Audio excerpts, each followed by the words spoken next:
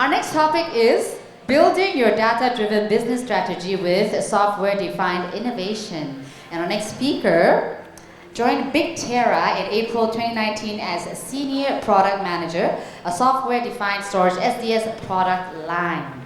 BIGTERA was founded in 2012 to provide enterprise-class SDS to the Greater China market. And prior to BIGTERA, Wesley was a product marketing manager at Trend Micro for 14 years. He has a master in computer science from National Taiwan University, and now from BIGTERA is a senior product manager, Mr. Wesley Lee.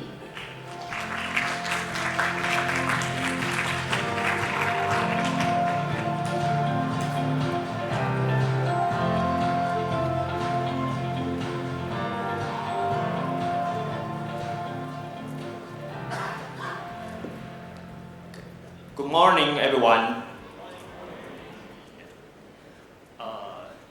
Sorry, Mr. Wesley, I have to interrupt you for a second, just in case people leave. Don't leave, got another lucky draw. Okay, you may proceed. Okay. Good morning, everyone. So, I'm going to talk a little bit different from the previous topics. You probably heard about a lot about data today and yesterday, and I'm going to talk about a little bit about the infrastructure and why. I will talk more about this later. So I'm gonna talk this topic in 3 parts. The first one is the challenges, and what kind of challenge you are facing when you're building your data-driven business strategy, but your infrastructure is not following your strategy. And what could be the solution for those strategies? And then how the solution will work in the real world. I mean, in some our customers, and I will tell you some stories about that. Okay, so when you're building a data-driven strategy, there are a lot of ways to do it, a lot of methodologies. So one of this way is coming from the Gartner, the consulting company.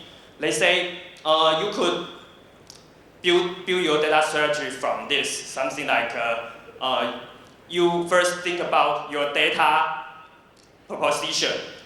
It means how you deliver your data value to your organization. It could be data as a utility.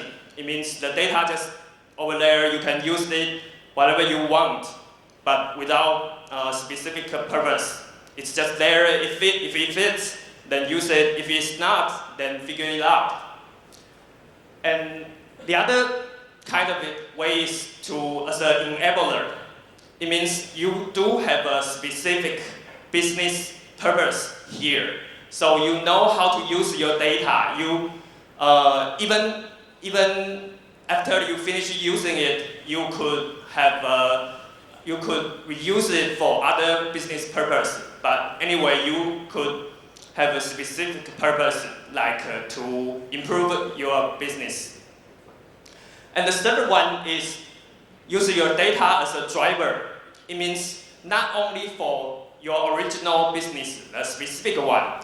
You could mining your data. You could find the insight inside your data, so it could provide more value for you. It could help you to find out new business model and even new products. And other than that, you could consider the other 4 dimensions. It's on the left here. It's kind of options for you to deliver your data value. So like the first one, it could be operational excellence. It means it's all about cost. How you minimize your cost, make your business more streamlined, more efficient. That's the first option. The other option is customer intimacy. Like if you don't have the best product in the market, your price is not the best in the market, but if your customers think this is the product fit me right now at the moment, you still can get a very good market, get a very good market share for the customer intimacy. And the other way is you could do product innovation. So if you do have the data help you to find out what's the best way to do a better product or better service, you could have some innovation, you could have advanced technology, and so you could have a premium in your pricing. You could get more money from it. And the last one is, if you don't want to do all of this, you probably could do mitigate your risk from your business operation. So that help you save some money and save some risk, especially the more and more risk and compliance is required in the current market. So the 3x4 is at least there are 12 ways for you to build your strategy. And actually there are 30. It's do nothing. Okay, but I think nobody would like to do that unless you really think the data is not useful for you. But if that way, you wouldn't be here, right? So since there are a lot of ways for you to build those strategy, and I believe you are the experts, you will be better than me to do this job. However, like I said, when my strategy are all good, how about my infrastructure? When I implement my business strategy, is my infrastructure can fulfill my needs to build this kind of strategy. Otherwise, the strategy is just strategy. The data could be lost, could be anything. Okay, so before answer this question, you probably want to see what kind of challenge you will encounter when you're facing this kind of infrastructure. Okay, this is from most of my customers. The first one is about the data, amount of data. So the data is accumulated faster and faster. So if you see my company name is BIGTERA, some customer even ask me, why your company calling BIGTERA when you are handling petabytes, right? But because when our company is founded like a decade ago, Tera is considered big enough for everybody. But right now, terabyte is nothing, right? And other than since the data accumulated, so your infrastructure need to be scalable, so you can store more and more data. And other than the data size, even the file size is getting bigger. Like a couple weeks ago, I was in Beijing for the TV and the broadcasting event. They are already doing things like not only 4K TV, they are talking about 8K and 16K already. So file is much, much bigger than ever. And the file number is also getting more and more. So thousands of files or objects as a data set is considered just practice. The real world training probably need millions of data as a data set, right? And the next thing is about availability. How your data available for your organization, for the people who need it. If your storage, if your infrastructure is all separate in each department, that's what we call data silo or storage silo. Everything is just like one island, two islands, three islands. They are not connected. And why is that happens?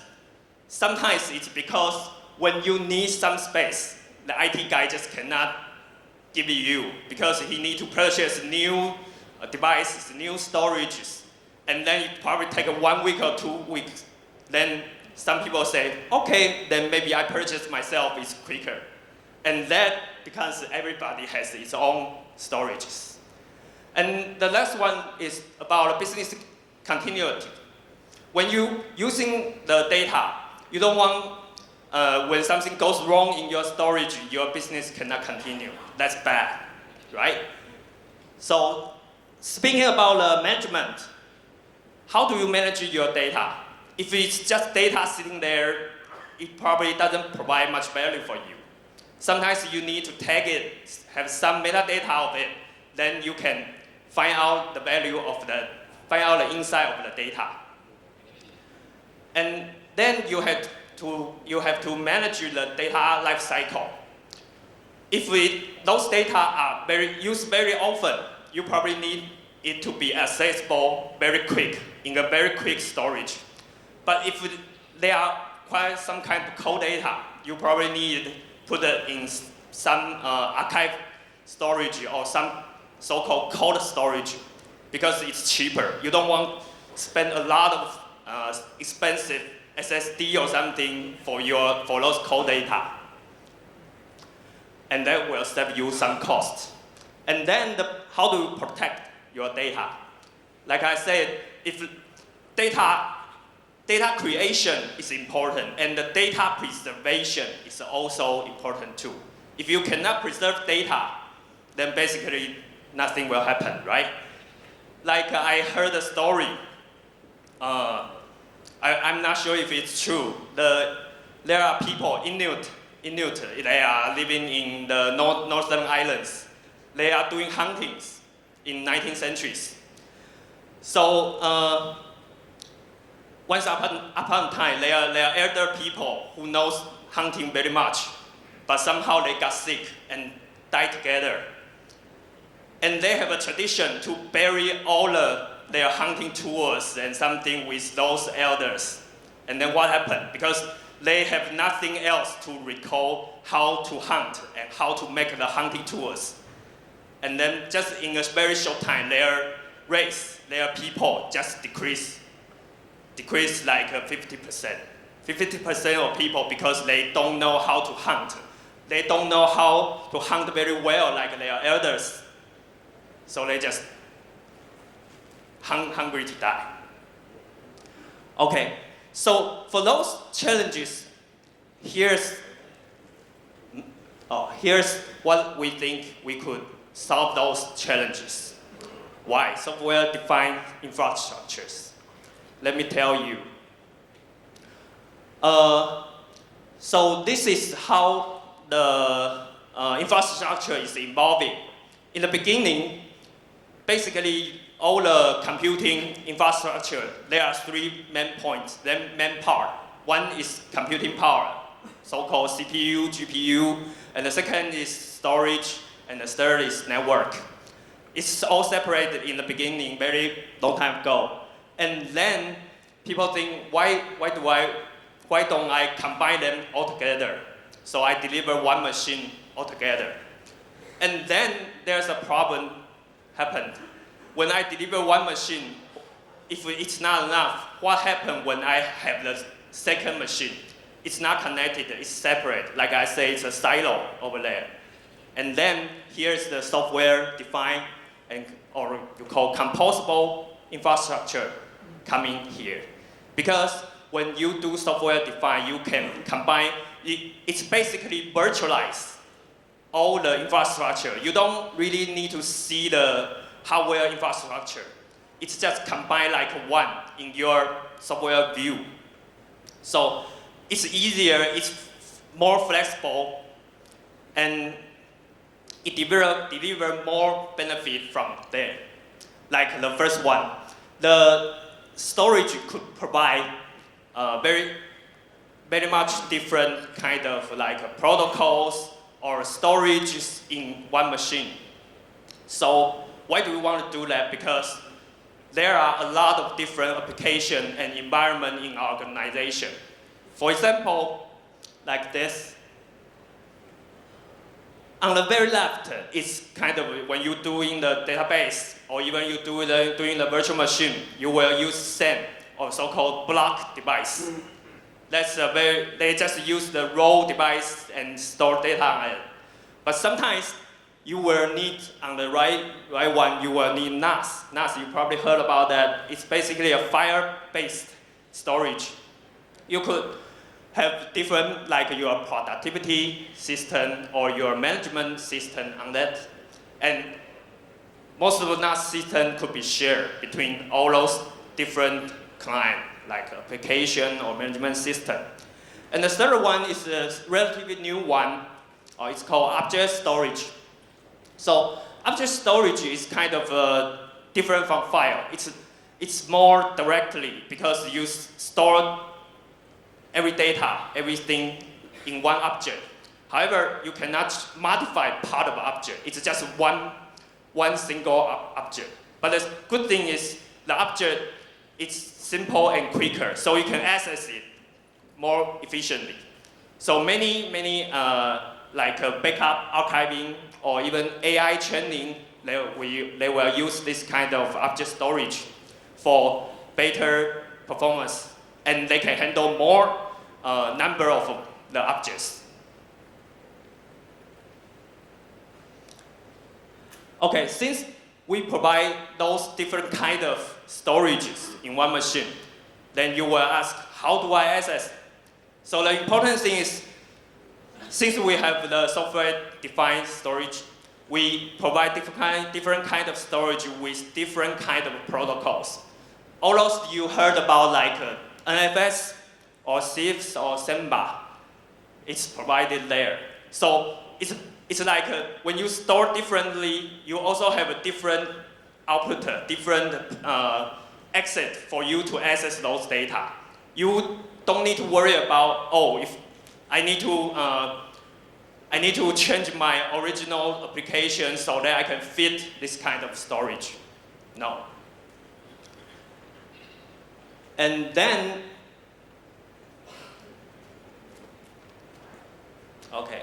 And then the other thing is about scalability. I just say the data grows very fast. And many storage, they say they could scale up. They can scale by like adding a disk, adding something. But the thing is, when you're adding some disk, your performance doesn't go up. And when you add too much disks, the performance may even go down. But when you do software-defined storage, it could scale like proportionally. So when you add one more machine, one more storage, the performance also goes up. Why? Because it's a whole complete machine, not just disk. When you only add disk, the CPU doesn't come along. When you add another, with software-defined storage, you add another computing node. It has the computing power, it has the storage, so the performance wouldn't be dragged down. And then we come to the protection, data protection. How do you protect your data? Some say, well, maybe I could back up. But the thing for backup is only work when you have time to restore your backup back. However, for the current business, the business continuity, they need to instantly can switch to the switch to the backup system. But that's what backup cannot do. And so we need to have some other protection strategy. Things like we can do duplicate. And software-defined storage will help you to manage those kind of duplicate. When one of the disks or one of the node is down, is failure, it just can grab your duplicates and back. You don't experience the business downtime there. The thing is, for the duplication is it will reduce your available space, because when you store one data, you need to duplicate 2 or 3 for you to protect.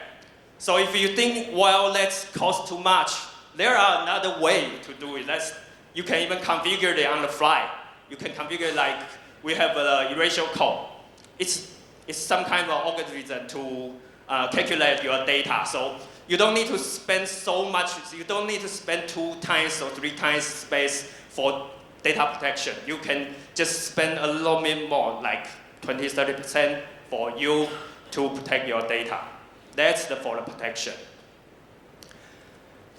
And then talk a little bit more about the object storage. Okay, so one thing good about object storage is if you heard about Amazon AWS, they have a S3 service. Basically, S3 service is the object storage. So when you are using object storage, you basically can connect your local storage to the cloud storage. Why do you want to do that? Because sometimes you will have a data burst. Sometimes your data amount just burst out. But you don't want to purchase a new storage just because the one, like 10 minutes or 1 hour burst. You could shift those bursting data to the cloud. So the cloud could help you. And that's what software storage could do. They could so-called tiering your data from your local to the cloud, or even cloud to the local. And like I said, we have cold data as well. You can even tiering those data to the colder storage, like the Blu-ray or the tab. So you don't need to waste the expensive disk. And the other thing for the storage you need to consider, it's about the cost as well. Because when you have an the SSD disk in your storage, the SSD will wear out when you every time write data on it. There are a certain limit of count for return. So when you reach this kind of number, your SSD cell will die, and then its life will go end. So some software like this one, software-defined storage, will optimize the data return to the SSD, so the SSD life will getting longer. And like our product, we could do 7 times longer compared to the regular SDS, software-defined storage.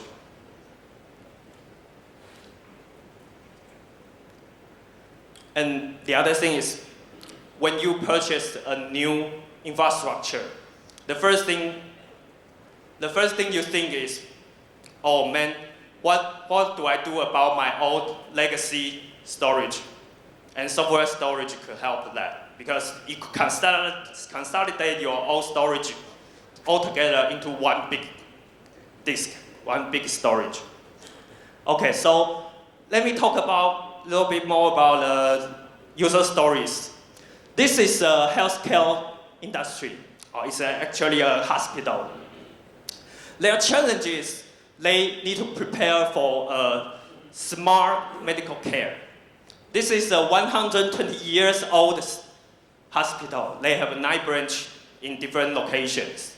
And they have more than 80,000 employees and 3,500 beds, hospital beds.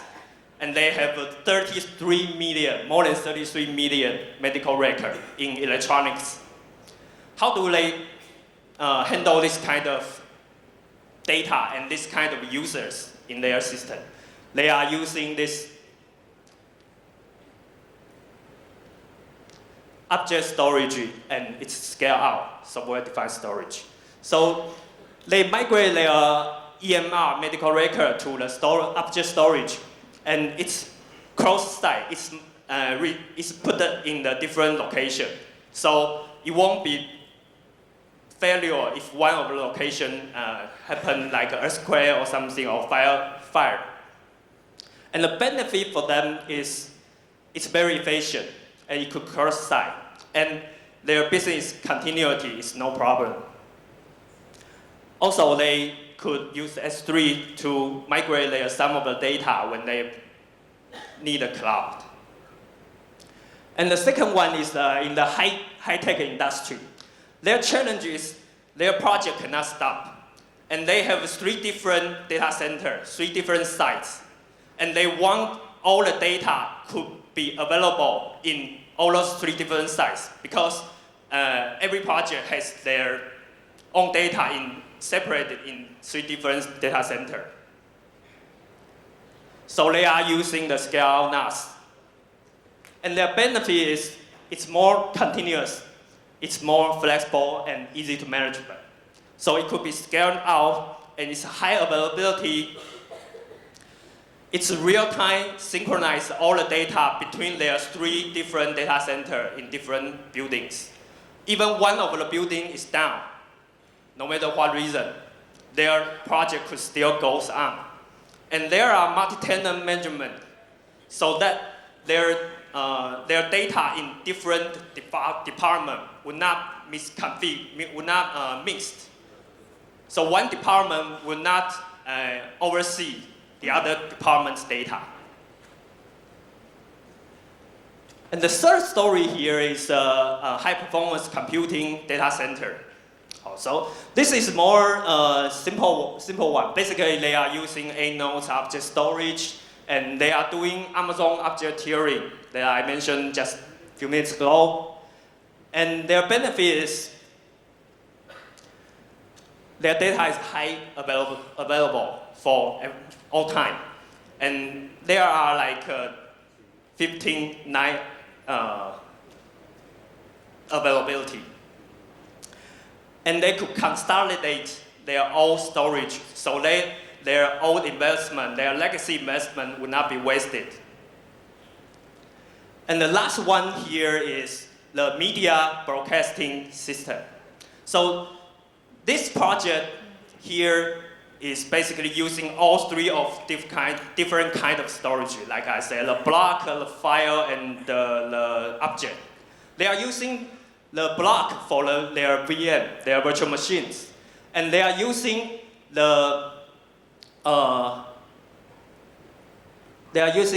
this object storage for their recording and archiving. And they're using the NAS for their production. They are editing when they are editing their media, their things. And one good thing here is there's a deep copy and zero copy feature here. So the thing is their media file is very, very large. But the thing is they need to share this kind of media file between different teams. When some people do production, some people do the broadcasting. But because the file is too big, if they are doing the regular copy, it took a very, very long time. However, this kind of zero deep copy features, it could help them reduce a lot of this kind of copy time. Okay, so to summarize here, basically there are 4 different kind of scenarios. It's mostly used this kind of solutions I also just mentioned. And then there are many different kind of benefits you could get from the software-defined storage, including consolidation, including minimal write amplify, including the software is composable, is flexible, and it combines all those kind of storage you need in one machine. Okay, that concludes my presentation today. That's our partners and customers. If you want to know more, we have a booth outside in Gigabytes booth. You could check out here. So thank you for your time, and terima kasih.